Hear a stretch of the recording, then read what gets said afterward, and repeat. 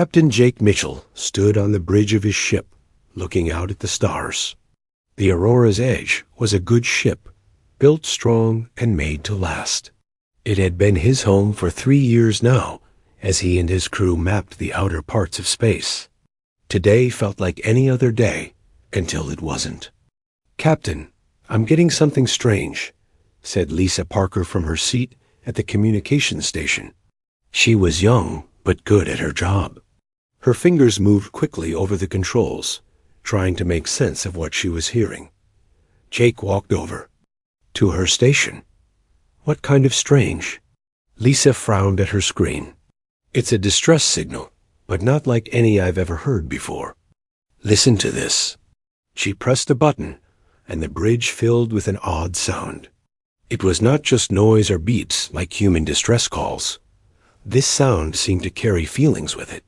Fear, pain, and desperation seemed to flow from the speakers. "That's not human," said Pete Johnson, the ship's chief engineer. He was a big man with rough hands and a kind heart.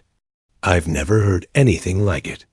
Dr. Amy Clark, the ship's medical officer, looked up from her reports. "It sounds like crying," she said softly. "Like someone in terrible pain." Carlos Rivera, the security chief, stepped forward. "Could be a trap, Captain. We don't know what's out here." Jake listened to the strange signal again. The sound made his chest feel tight. Whatever was making this call was in real trouble. "Lisa, can you find where it's coming from?" "Working on it, sir." Lisa's hands moved over her controls. Numbers and charts filled her screen. "Got it. The signal is coming from the asteroid field, about 2 hours away. It's strong, which means whatever is sending it has to be big." Jake thought about what to do. The rules said that humans should not make contact with alien species without permission from Earth Command. But those rules were made for planned meetings, not emergency situations. This was clearly an emergency. "Carlos, what do our sensors show about that asteroid field?" Jake asked. Carlos checked his screens. "It's a mess, Captain. Thousands of rocks floating around. Some are as big as buildings. It would be dangerous to go in there." "But not impossible?" Jake asked. "Not impossible, just risky." Jake made his choice. "Set course for the asteroid field. We're going to help whoever is sending that signal." "Sir, are you sure about this?" Carlos asked. "We don't know what we're getting into." "I'm sure," Jake said. "Someone is in trouble, and we're the only ones close enough to help." The Aurora's Edge changed direction and headed toward the asteroid field. As they got closer, the distress signal got stronger. Lisa worked to clean up the sound, trying to understand it better. "I think there might be words in this," she said after an hour of work. "But they're in a language I don't know." Dr. Clark came to look at Lisa's work. "The pattern is interesting. It repeats every 30 seconds, but each time it's a little different. Like someone is trying different ways to say the same thing." Pete checked the ship's systems. "We're ready for whatever we find, Captain. All systems are working fine." As they entered the asteroid field, Jake felt his heart beat faster. The rocks around them were huge, some spinning slowly, others crashing into each other. It was beautiful and dangerous at the same time. "There," Lisa pointed at her screen. "I found the source of the signal." On the main screen, they could see something that took their breath away. It was a ship, but unlike any human ship they had ever seen. It looked like it was made of crystal and light. It was beautiful, but it was also clearly in trouble. Parts of it were broken, and gas was leaking out into space. "How big is that thing?" Pete asked in amazement. "It's huge," Carlos said, reading his instruments. "At least 10 times bigger than our ship." The alien ship was caught between 2 large asteroids. Every few minutes, smaller rocks would hit it, causing more damage. It was like watching someone slowly die. "The signal is coming from that ship," Lisa said. And Captain, I'm reading life. Signs, lots of them. There are thousands of living beings on that ship. Jake felt the weight of the moment. Here was first contact with an alien species, and they were dying.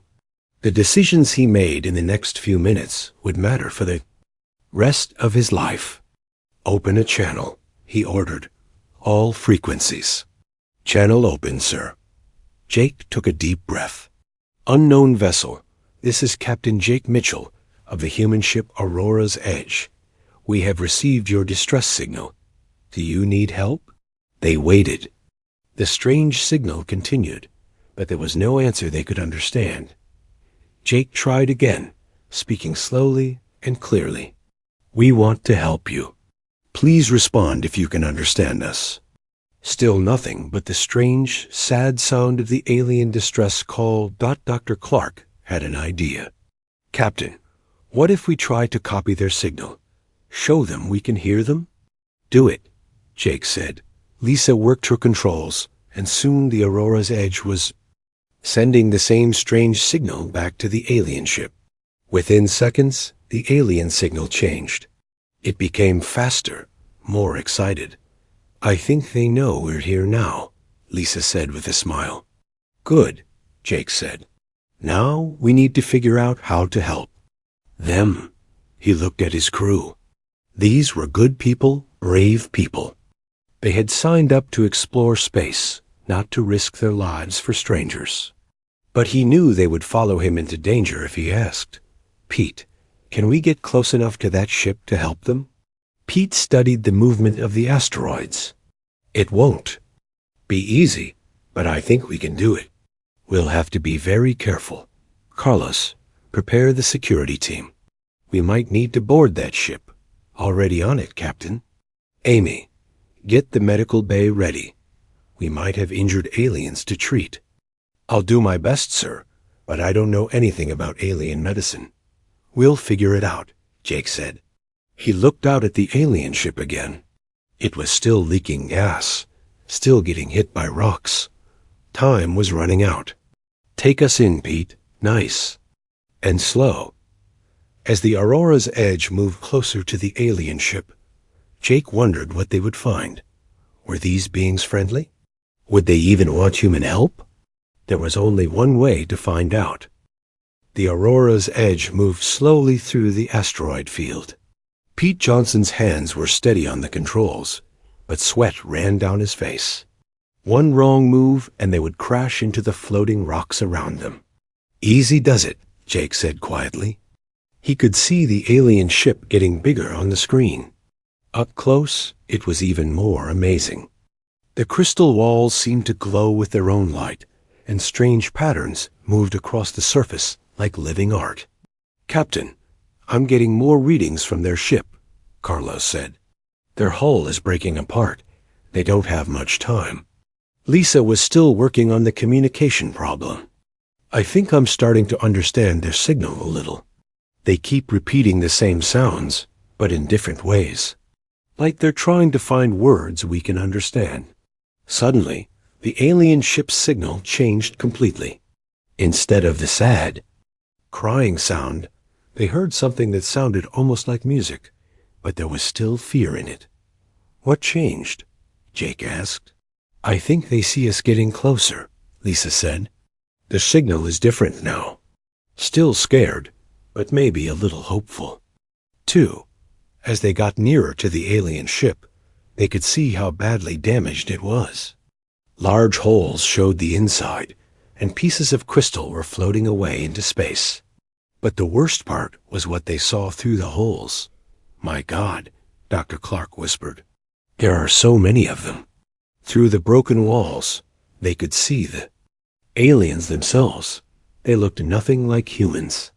They were tall and thin, with skin that seemed to shine like their ship. They moved in ways that looked like dancing, even as they worked to fix their broken ship. They're beautiful, Lisa said in wonder, but Jake could see they were also dying. The aliens moved slower now, and some were not moving at all. Whatever they breathed, they were running out of it. Pete, can we dock with them? Jake asked. Pete shook his head. Their ship is too different from ours. Our docking ports won't fit together. Then we need another way. Jake thought fast. What about the cargo bay? Could we bring some of them over? Maybe, Pete said, but we'd have to use the emergency tubes. It would be dangerous. Carlos stepped forward. Captain, I should point out that we don't know if these aliens are friendly. They could be dangerous. Jake looked at the alien ship again. More gas was leaking out, and more pieces were breaking off. Look at them, Carlos. They're dying. Right now, helping them is more important than being safe. The alien signal changed again. This time, it sounded almost like someone trying to speak human words, but not quite getting them right. They're learning from us, Dr. Clark said with excitement. They're smart enough to copy our language patterns. Lisa worked harder on her computers. Captain, I think I can make a simple translator. It won't be perfect, but it might let us talk to them. Do it, Jake ordered. While Lisa worked, Pete moved the Aurora's edge as close as he dared to the alien ship. The two ships were now only a few 100 feet apart, but with all the floating rocks around them, it felt like being in a deadly dance. Translation system ready, Lisa announced. It's very basic, but it should work for simple ideas. Jake took the communication device. Alien ship, this is Captain Jake Mitchell. Can you understand me now? There was a long pause. Then, through their speakers, they heard a voice. It sounded like wind chimes mixed with music, but the words were clear enough. Human ship. We understand? Small amount. We are dying. Ship broken. Cannot fix. Jake felt his heart jump. First contact with an alien species, and it was actually working. We want to help you. What do you need? Need air to breathe. Need ship to not break more. Have many people inside. Children too. The word children hit Jake hard. There were alien children on that ship, and they were all going to die if nothing was done. How many people are on your ship? Jake asked. There was another pause, then an answer that shocked them all. 40,000. Pete whistled low. 40,000? Our ship can only hold about 200 people if we pack them in tight. The alien voice came again. We are refugees. Our star our world gone. This ship all we have left. Dr. Clark put her hand over her mouth. They lost their whole planet. This ship is carrying everyone who survived. Jake felt the weight of 40,000 lives pressing down on him. How could his small ship possibly help so many people? We will help you, he said into the communicator. But our ship is small. We cannot take everyone. We know, the alien voice said, and now it sounded very sad. Human ship too small. We understand. Thank you for trying to help. But Jake was not ready to give up. Wait, maybe we can't take everyone, but we can try to fix your ship. We have engineers and tools. Pete looked at Jake with surprise. Captain, their technology is way beyond ours. I don't know if I can fix alien systems. You won't know until you try, Jake said. Then he spoke to the aliens again. What is your name?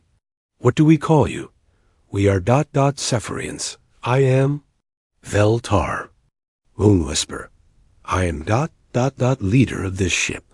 Veltar, this is Captain Jake Mitchell. We're going to try to save your people. There was silence from the alien ship. Then Veltar spoke again, and his voice sounded different. Surprised, you would risk your lives for us? We are strangers to you. Jake looked around at his crew. Lisa was working on better translations. Pete was studying the alien ship's structure. Carlos was checking their security systems. Dr. Clark was preparing medical supplies. They were all ready to help, even though they didn't know these aliens at all. That's what humans do, Jake said simply. We help people who need help. But we are not people. We are different from you, Jake smiled. You have children on your ship. You're trying to save them. You asked for help instead of trying to fight us. That makes you people to me. Another long pause. Then Veltar said something that sounded like crying and laughing at the same time. We have been traveling for many cycles.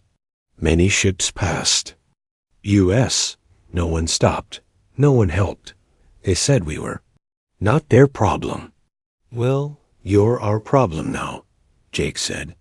Pete, start getting those emergency tubes ready. Carlos, prep the security team for a rescue mission. Amy, figure out what these people need to stay alive.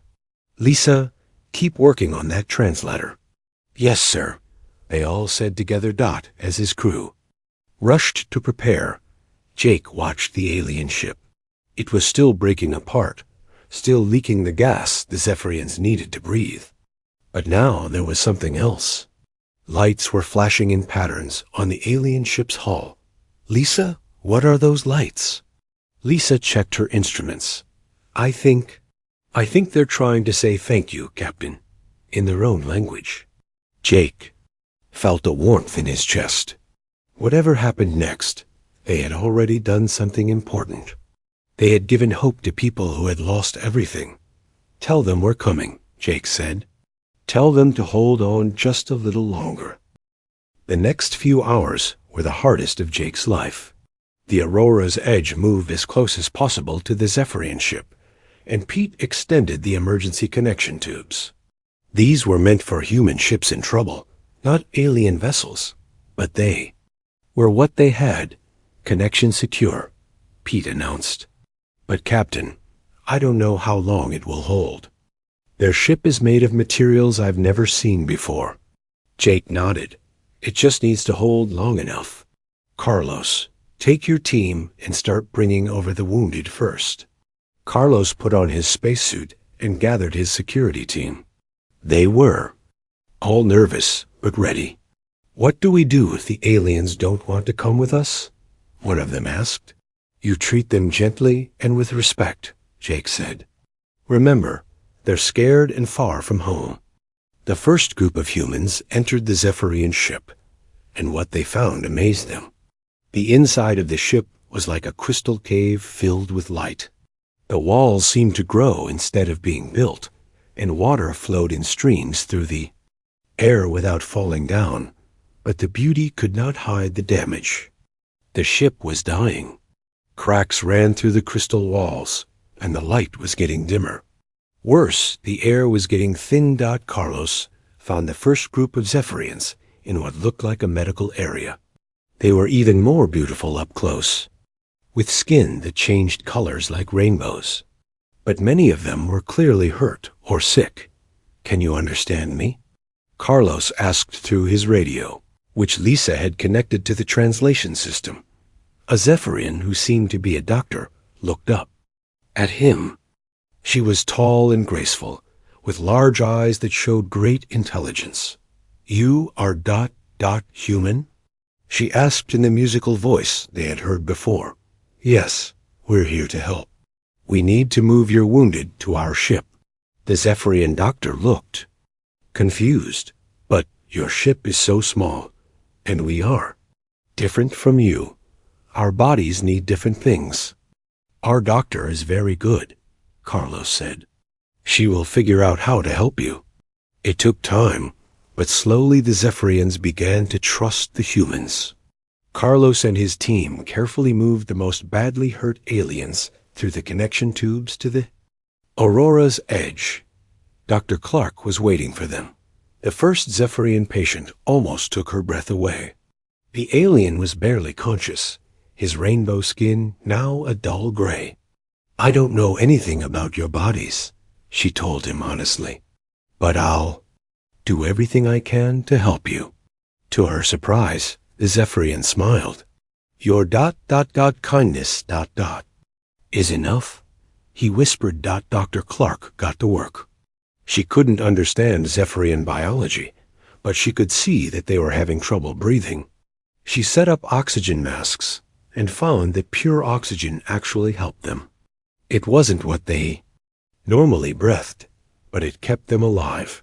Meanwhile, Pete was studying the alien ship's engines with a team of Zephyrian engineers.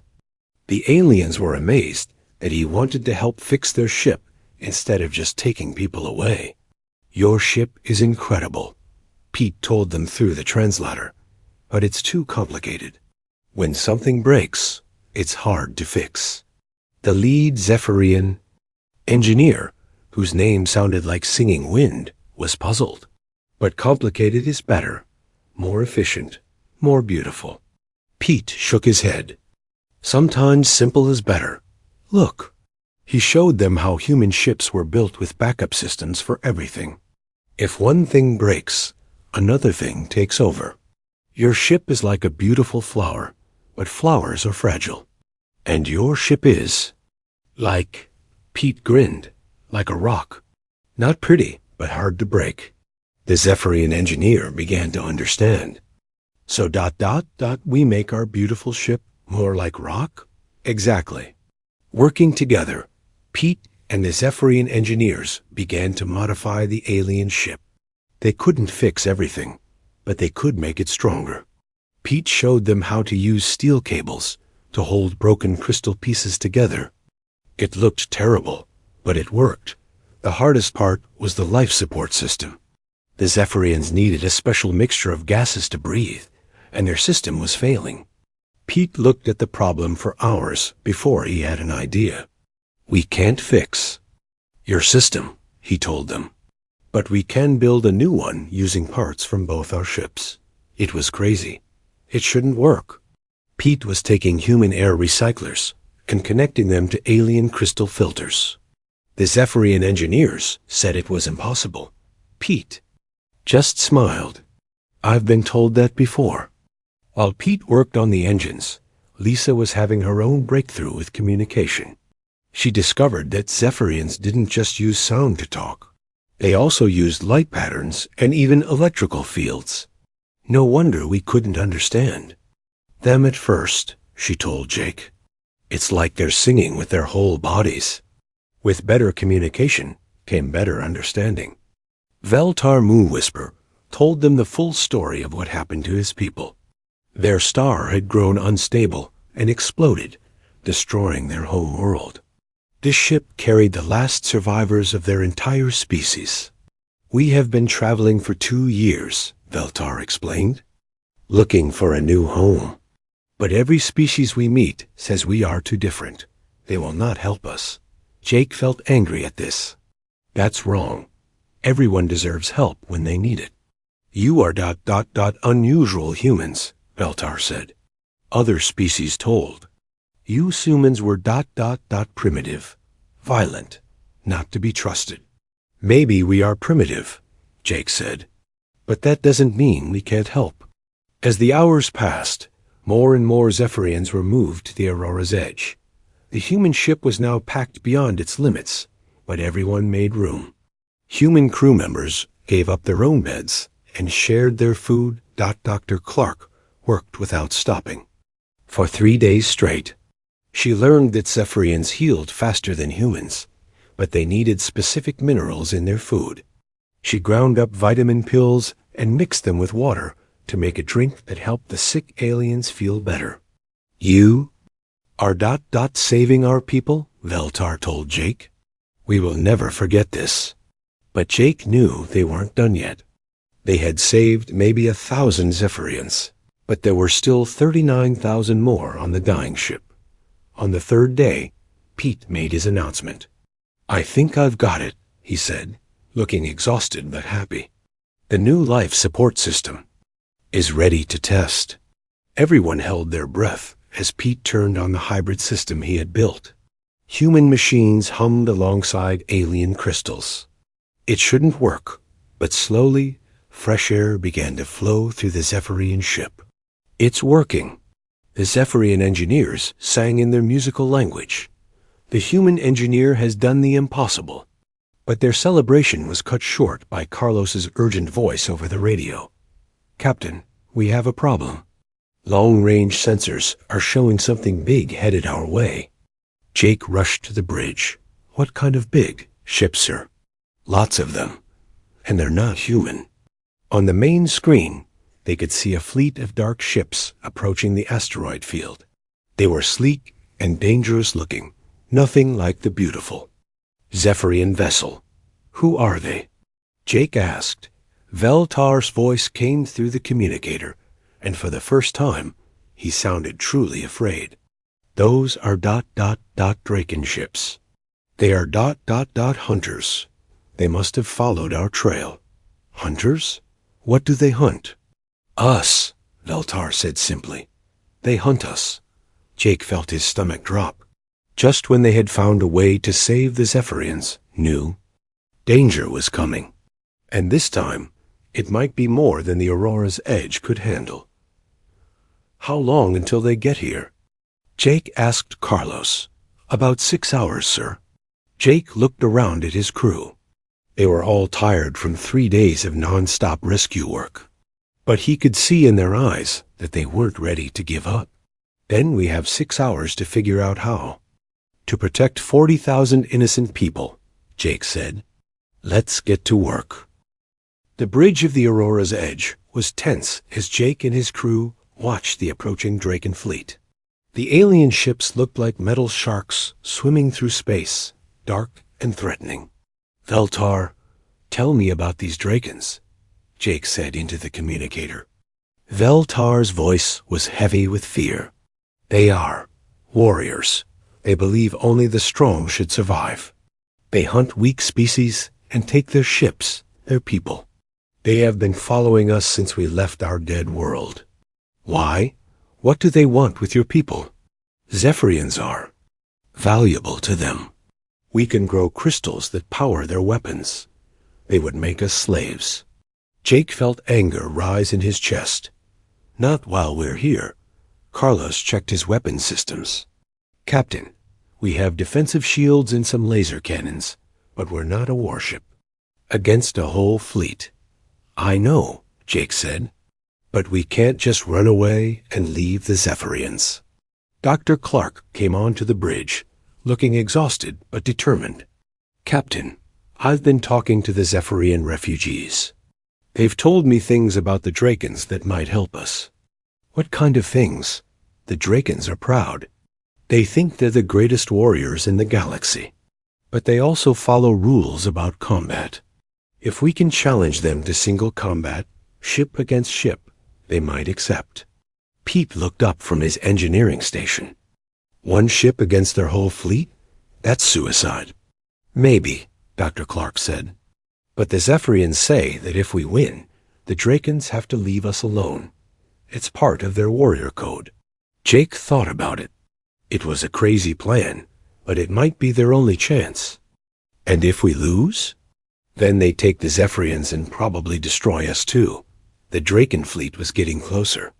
Jake could see on the sensors that there were 12 ships, all bigger than the Aurora's edge. But something else caught his attention. Lisa, are you getting any communications from the Drakon ships? Lisa worked her controls. Yes, sir. They're sending a message on a broad frequency. It's not meant for us. They're talking to each other. Can you translate it? Working on it. Got it, sir. They're talking about the Zephyrian ship. One of them is saying, the crystal growers are trapped in the asteroid field. This will be easy hunting. Jake smiled grimly. They don't know we're here. They probably think the Zephyrian ship is just broken down and helpless.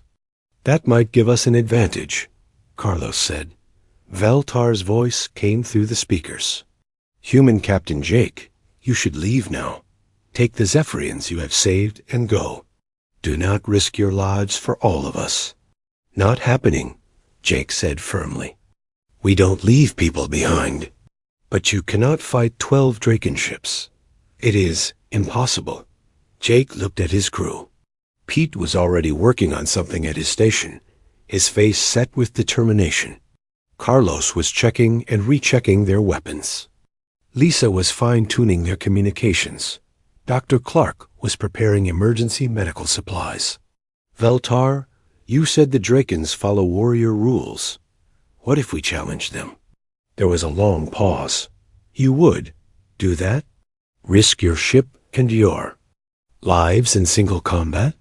If it gives your people a chance to escape, yes. Another pause, then Veltar's voice came back, filled with something that might have been hope. There is a possibility. If you defeat their lead ship in combat, the others must leave. But Captain Jake, their lead ship is 3 times the size of yours. Their weapons are much stronger. Size isn't everything, Pete called out from his station. I've been looking at the scans of their ships. They're built for power, not maneuverability. In this asteroid field, being small and quick might be better than being big and strong. Jake made his decision. Open a channel to the Draken fleet. Channel open, sir. Jake took a deep breath. Draken fleet, this is Captain Jake Mitchell of the human ship, Aurora's Edge. I challenge your lead ship to single combat for the right to claim the Zephyrian vessel. The response came quickly in a harsh, growling voice. Humans? Here? You dare challenge the mighty Draken Empire? I dare, Jake said simply. There was what sounded like laughter from the Draken ship. Very well, little human. I am War Leader Krex. I accept your challenge. When I destroy your pathetic ship, I will take the crystal growers and hunt down your homeworld for sport. You're welcome to try, Jake said. The Draken fleet moved into position around the asteroid field, but only one ship came forward. It was huge and black, covered in weapons and armor. Compared to it, the Aurora's Edge looked like a toy. Captain, Carlos said quietly, their ship has 10 times our firepower. Our shields won't last long against those weapons. Then we won't let them hit us, Jake said. Pete, how maneuverable are we in this asteroid field? Pete grinned. Very. I know every rock in this field by now. We can dance around them like they're standing still. The Draken ship moved slowly into the asteroid field, its weapons charging with an ominous red glow. Jake watched it carefully, looking for weaknesses. There, he said, pointing at the screen. See how they have to slow down to avoid the big asteroids. They're powerful, but clumsy. Like a big bully, Lisa said. Exactly. And how do you beat a big bully? You don't let him catch you, Carlos said, understanding. The battle began with the Draken ship firing its main weapons. Huge bolts of energy shot toward the Aurora's Edge, but Pete was ready. He spun the ship around a large asteroid, using it as a shield. Missed us completely, Pete laughed. The Draken ship tried to follow, but it was too big and moved too slowly. It scraped against an asteroid, sending pieces of rock flying. Jake opened a channel to the Draken ship. Having trouble, War Leader Krex? The response was an angry roar and more weapons fire. But again, Pete danced the Aurora's Edge out of the way, this time spinning through a gap between 2 asteroids. It was too small for the bigger ship. For 30 minutes, the battle continued like this. The Draken ship had all the firepower, but it couldn't hit what it couldn't catch. Meanwhile, Jake had Carlos target the enemy ship's weapon systems with their smaller but more accurate lasers. We're actually doing it, Lisa said in amazement. We're winning. But then disaster struck. The Draken ship, frustrated by its inability to hit the Aurora's Edge, did something unexpected. Instead of aiming at Jake's ship, it started shooting at the asteroids around them. What are they doing? Pete asked. Jake realized the terrible plan. They're going to cause an asteroid avalanche. If they can't hit us directly, they'll bring the whole field down on us. Huge rocks began flying in all directions as the Draken weapons shattered asteroids. Some headed toward the Aurora's Edge, but worse, many were flying toward the damaged Zephyrian ship. Captain, Veltar's voice came through the radio, filled with panic. The rocks! They will destroy our ship. Our people will die. Jake had to make a choice. He could keep running from the Draken ship and probably survive, but the Zephyrians would be killed by the falling asteroids. Or he could try to protect them and risk everything. For Jake, it was no choice at all. Pete, get us between those asteroids and the Zephyrian ship. We're going to shield them. Sir, that will make us a sitting target for the Drakens. I know. Do it anyway. The Aurora's Edge moved to put itself between the asteroid storm and the helpless Zephyrian ship. Jake's crew watched as huge rocks bounced off their shields, each impact making the ship shake. War Leader Krex saw his chance. The Draken ship moved into position and charged its biggest weapon, the one that could destroy the Aurora's Edge with a single shot. But as Krex prepared to fire, something unexpected happened. The Zephyrian ship, which everyone thought was helpless, suddenly came to life. Its crystal hull began to glow brighter than ever before. What's happening? Jake asked. Veltar's voice came through the radio, strong and proud. You protected us with your ship. Now we protect you with ours. All power to forward shields. The Zephyrian ship put itself between the Aurora's Edge and the Draken vessel, just as Jake had protected them from the asteroids. When Krex fired his super weapon, it hit the Zephyrian shields instead of the human ship, but the crystal ship was already damaged. The blast was too much. Cracks appeared all along its hull, and it began to break apart. No, Jake shouted. He had tried to save them, and now they were dying to save him. But Pete had one more trick. Captain, their ship is breaking up, but the pieces are flying toward the Drakon vessel. If I can time this right. Jake understood. Do it. Pete fired the Aurora's Edge's engines at full power, pushing the largest piece of the breaking Zephyrian ship directly toward the Drakon vessel. War Leader Krex tried to avoid it, but the crystal fragment was too big and moving too fast. The impact was spectacular. The crystal piece, still glowing with energy, slammed into the Draken ship's main weapon system. There was a huge explosion, and when the light faded, the enemy ship was drifting powerless.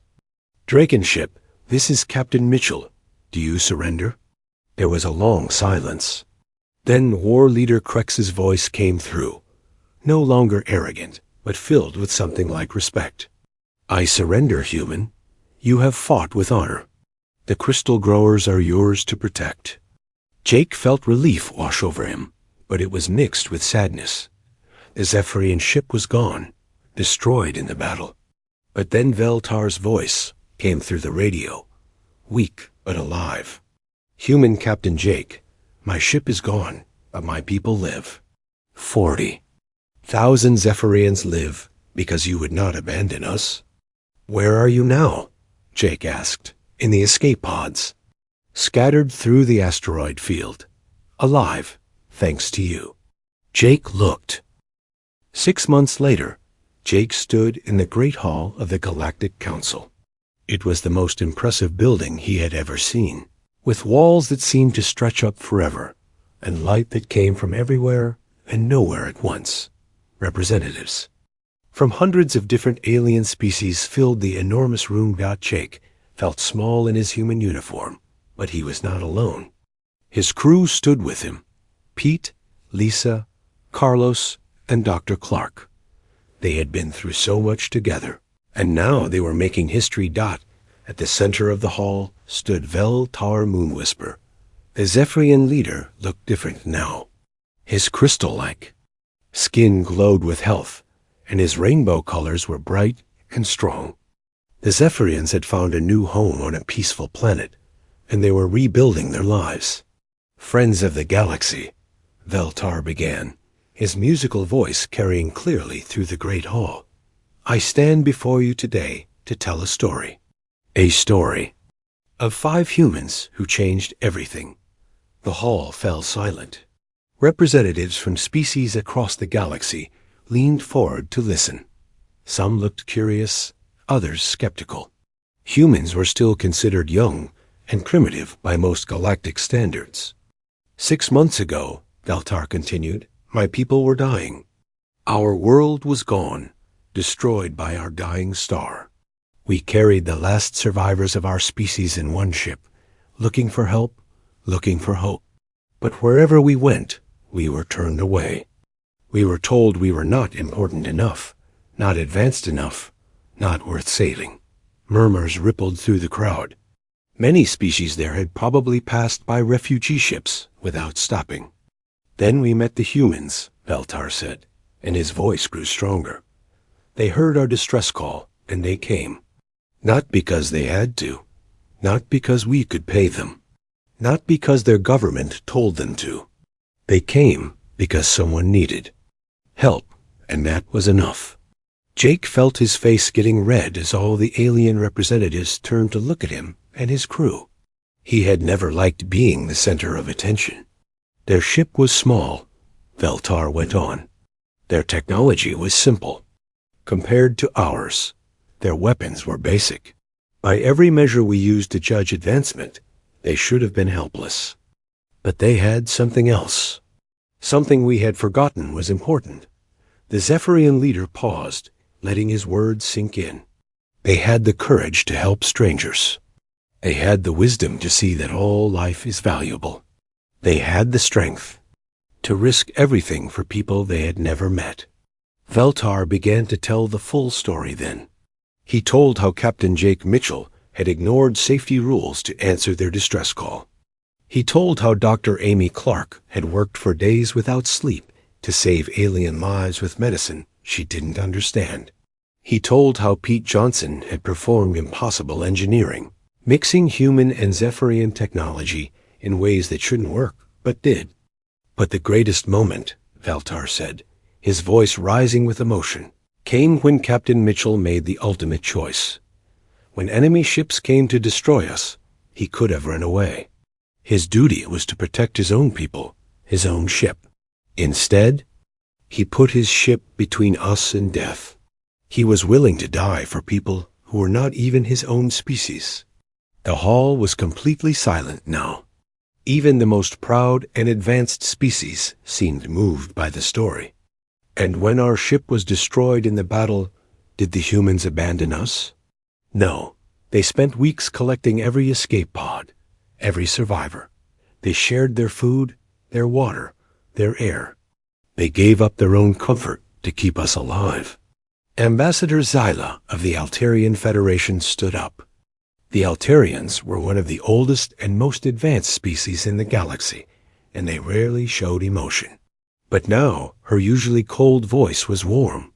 This is remarkable, she said. We have always believed that technological advancement was the measure of a species' worth. But perhaps we have been wrong. Commander Brock of the Draken Empire was also there. The same warrior species that had hunted the Zephyrians now spoke with respect about their encounter with humans. The human captain defeated our war leader Krex in single combat, Brock growled. But more than that, he fought with honor. He protected the weak instead of seeking glory for himself. This is true warrior spirit. One by one, representatives from across the galaxy began to speak. The logical Kepler Collective admitted they had been wrong to dismiss humans as too emotional. The proud Stellar Dominion acknowledged that perhaps pride was less important than compassion. Finally, the Supreme Chancellor of the Galactic Council, an ancient being whose species was so old that no one remembered their original name, rose to speak. In all my centuries of service to this council, the Chancellor said in a voice like distant thunder, I have seen many species rise and fall. I have seen technological marvels and devastating wars. But I have rarely seen what these humans have shown us, the courage to help others at personal cost. The Chancellor turned to look directly at Jake and his crew. Captain Mitchell, you and your crew have demonstrated that true advancement is not measured in weapons or technology, but in the willingness to protect and help others. Your actions have saved not just the Zephyrians, but have reminded us all of what we should aspire to be. Jake stepped forward, his heart beating fast. Thank you, Your Excellence. But we just did what anyone should do when someone needs help. The Chancellor made a sound that might have been laughter. That, Captain, is exactly why your species deserves recognition. You see extraordinary actions as ordinary duty. Then came the moment that would change everything. The Chancellor raised his staff, a symbol of ultimate authority in the galaxy. By the power of this council, I hereby grant humanity full membership in the Galactic Federation. Furthermore, Earth shall be granted protected status, and humans shall be offered full access to galactic technology and trade. The hall erupted in a sound unlike anything Jake had ever heard. Hundreds of different species all showing approval in their own ways. Some clapped, some sang, some made sounds like thunder or wind chimes, but the Chancellor wasn't finished. More than that, I propose that we establish the Mitchell Doctrine, that any species requesting aid shall receive it, regardless of their level of advancement or what they can offer in return. We have learned from humanity that helping others is not a burden, but a privilege. Jake felt tears in his eyes. It was more than he had ever dreamed possible. Later, after the ceremony, Jake and his crew stood on the observation deck of the space station that housed the Galactic Council. They could see ships from hundreds of worlds coming and going, and many of them now carried the new symbol, a small Earth flag alongside their own, showing they supported the Mitchell Doctrine. Can you believe it? Lisa asked. We're actually members of the Galactic Council now. It doesn't feel real, Dr. Clark said. 6 months ago, we were just explorers mapping empty space. Pete laughed. And now every engineering school in the galaxy wants to study human adaptive technology. They can't believe our backup systems actually work better than their primary systems. Carlos pointed out the window. Look, there's another refugee ship, being escorted to safety by a council fleet. The Mitchell Doctrine is really working. Jake smiled as he watched the rescue ships. The refugee vessel looked different from the Zephyrian ship they had saved, but the scene was the same. People in trouble getting help from those who could provide it. You know what the best part is? Jake said. That's not the Aurora's Edge. Out there doing the rescuing. It's other species, other ships. We showed them it was possible, and now they're doing it themselves. Valtar appeared beside them, moving with the graceful gliding motion of his people. Captain Jake, my people, have been discussing something important. What's that? We want to join your crew. Not all of us, but some. We want to serve aboard human ships, to learn your ways of helping others. We want to be part of what you started. Jake was surprised. You'd leave your new world to join us? Our new world is safe because of you, Valtar said. Now we want to help make other worlds safe too. The galaxy has species with great technology, great weapons, great knowledge. But you humans have something rarer, great hearts. As Jake looked out at the busy space around the station, he thought about how much had changed. The SOS signal that had started it all was long gone, but its effects would last forever. Humanity was no longer seen as primitive or violent. They were seen as the species that would risk everything to help strangers. So what's next, Captain? Pete asked. Jake grinned. The same thing we've always done. We explore, we discover, and when someone needs help, he looked around at his crew, at Veltar, at the busy galaxy outside. When someone needs help, we answer the call. In the months and years that followed, the phrase "to pull an Aurora's edge" became known throughout the galaxy. It meant to help others even when it cost you something. It meant to see beyond differences of species or technology to the common need for kindness and courage. And sometimes, when ships were lost in the dark between stars, they would send out desperate signals, hoping someone would hear. Those signals always got an answer now. Because the galaxy had learned something important from 5 humans and their small ship, everyone deserves to be rescued. Everyone deserves help. And sometimes, the most advanced thing you can do is simply care about others. The Aurora's Edge continued to explore the galaxy, but it was no longer alone. Ships from dozens of species now flew the same mission: to explore, to discover, and to help.